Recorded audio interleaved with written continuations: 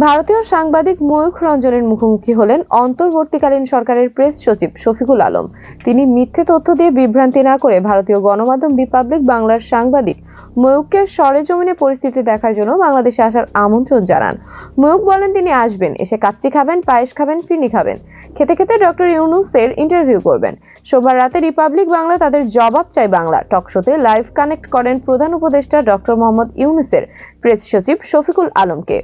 এই টক শোকে ভারত বাংলাদেশের ম্যাচ বলে অভিহিত করেন আলোচিত সমালোচিত সংবাদ উপস্থাপক ময়ূখ রঞ্জন ঘোষ। সাধারণত এই উপস্থাপকের অঙ্গভঙ্গি স্টুডিওতে লাফিয়ে চলা আর চিৎকার করায় বেশি উপভোগ করেন দর্শক। তবে এদিন ময়ূখকে বেশ শান্তই দেখা গেছে।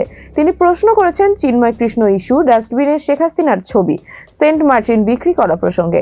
এছাড়া হিন্দুত্ববাদী ও মৌলবাদের প্রশ্ন সহ ঢাকার সব হোটেল রেস্তোরাঁয় গরুর মাংস রাখা ইস্যুতেও শফিকুল আলমকে প্রশ্ন করেন ময়ূখ। প্রশ্ন ছিল চিন্ময় কৃষ্ণ প্রভুর হয়ে কেন আইনজীবী দাঁড়াতে পারছেন না। ইসকন সারা পৃথিবীতে ওয়েলফেয়ার অপারেশনস করে, সেখানে ইসকনকে সন্ত্রাসবাদী বলা হচ্ছে, আপনারা কেন স্টেটমেন্ট নিচ্ছেন না?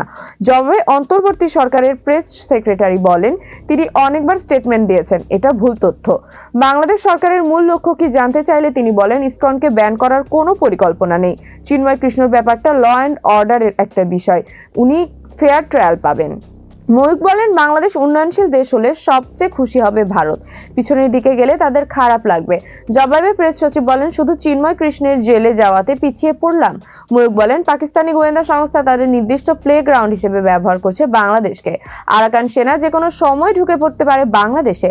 বর্ডার এরিয়াগুলোতে মৌলবাদীরা ক্যাম্প করে রয়েছে। জবাবে প্রেস সচিব বলেন দেশের সেনারা প্রস্তুত আছেন, কাউকে বাংলাদেশের টেরিটরি ব্যবহার করতে দেওয়া হবে না। বাংলাদেশকে ব্যবহার করে কেউ কোথাও সন্ত্রাসী কর্মকাণ্ড করতে পারবে না।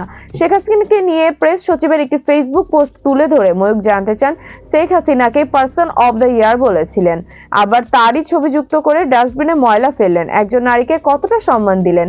এমন প্রশ্নেরও কড়া জবাব দেন শফিকুল আলম। বলেন সাবেক ওই প্রধানমন্ত্রী কথায় কথায় মানুষ হত্যা করতেন, গুম করতেন, অসংখ্য মানুষকে কোনো কারণ ছাড়াই জেলে দিতেন, এজন্যই তিনি পারসন অব দ্য ইয়ার ছিলেন।